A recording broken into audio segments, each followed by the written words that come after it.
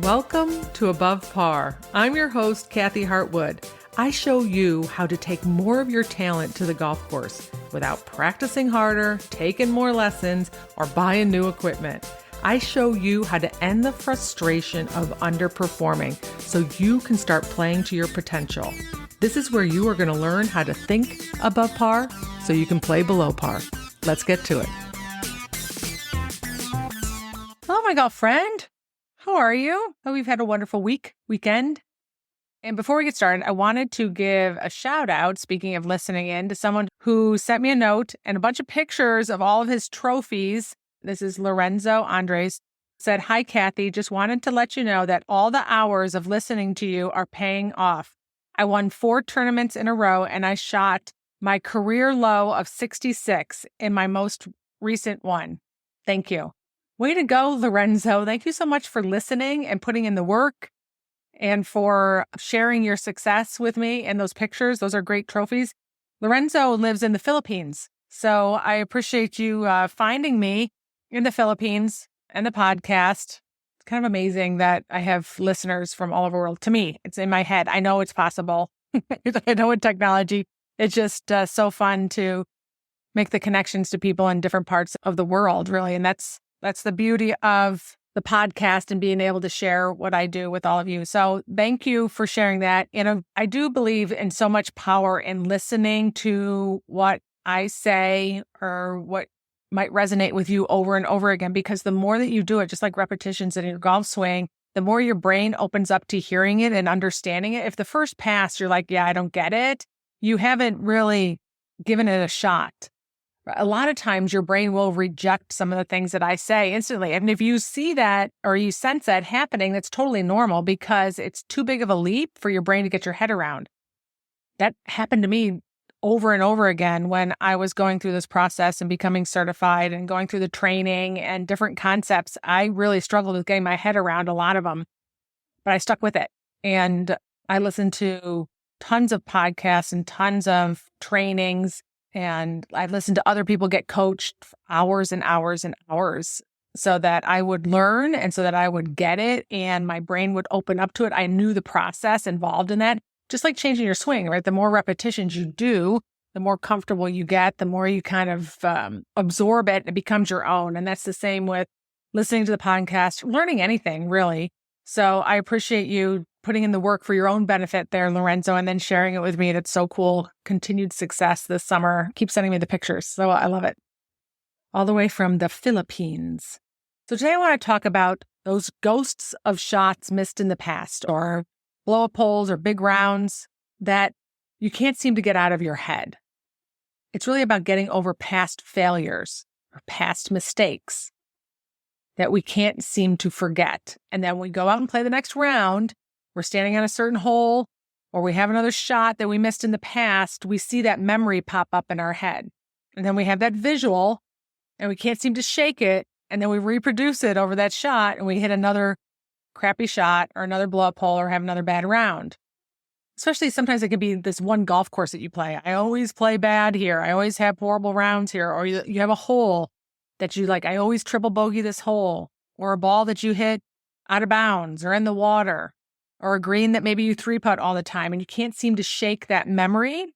I want to give you a couple of tactics to help you do that so that you can minimize it. Like your brain is going to want to hang on to memories that you attach a lot of emotion to, right? If you felt super crappy, you beat the heck out of yourself and your brain thinks it's a huge problem, it's going to pull it up and remind you. Don't forget, you could get injured in this place.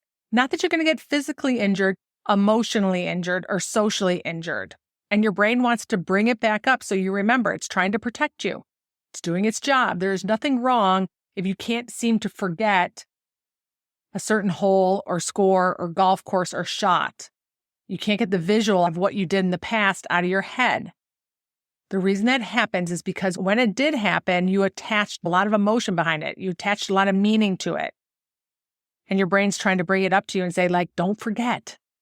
I'm trying to keep you alive. Your brain still thinks it's trying to keep us alive as a species, and it thinks that emotional pain and social pain are the same thing.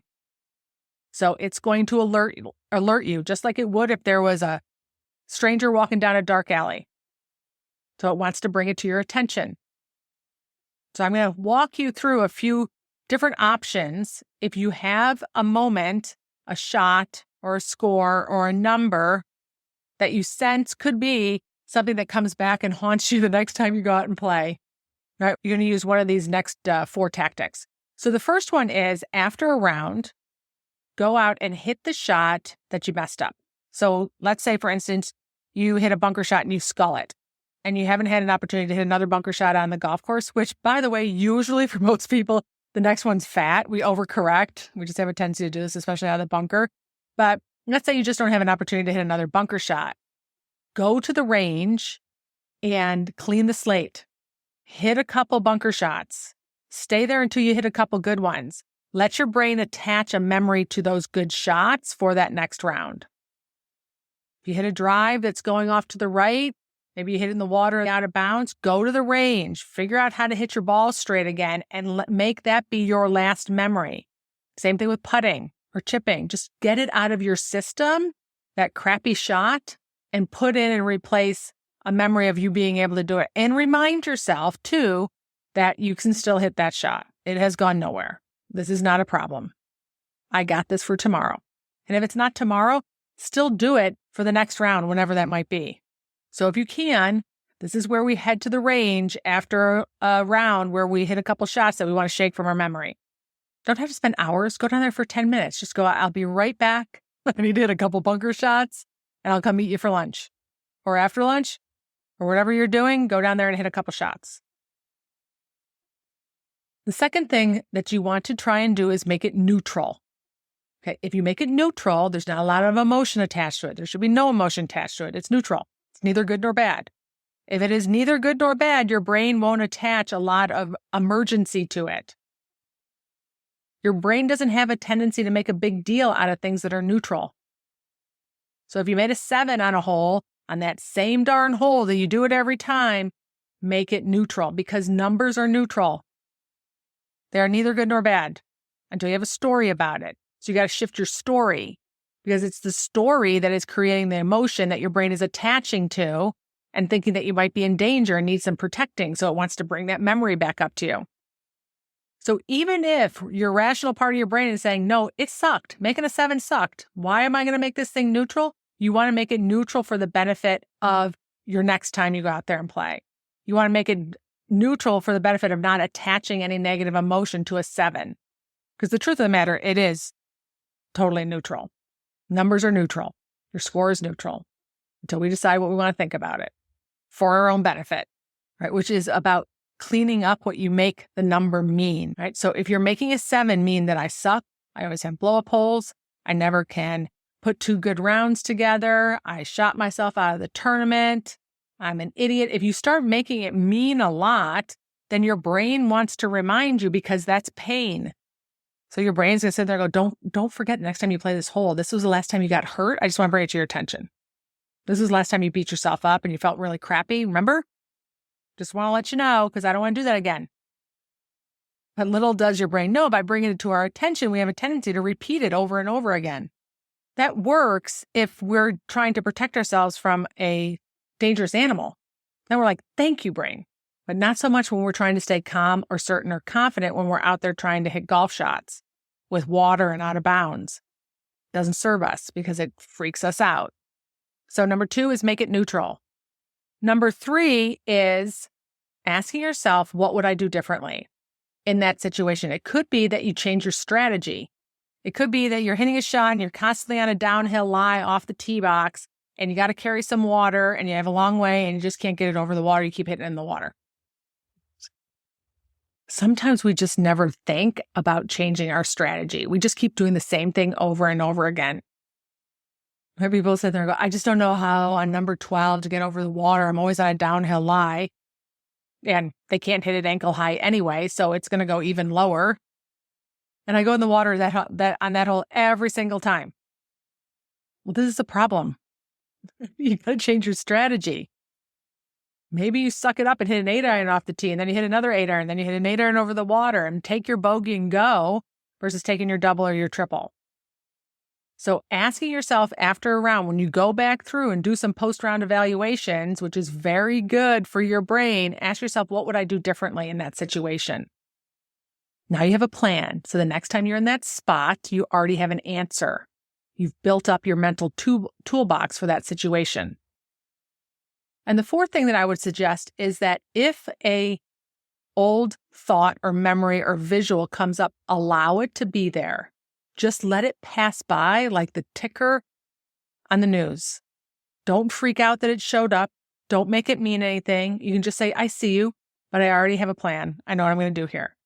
What happens is when we resist thoughts, when we get a little out of sorts because we see the visual or we hear the thought or we have that feeling when we're standing over a shot, the bigger of a deal we make it, the more it is in our attention. It grows. So what you want to do is you want to just let it pass by. Just say, I see you, just not today. I see you, not today. We don't need to take it and think it.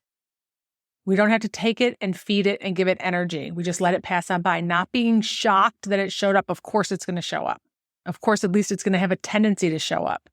The more we resist thoughts or resist emotions, we make them bigger.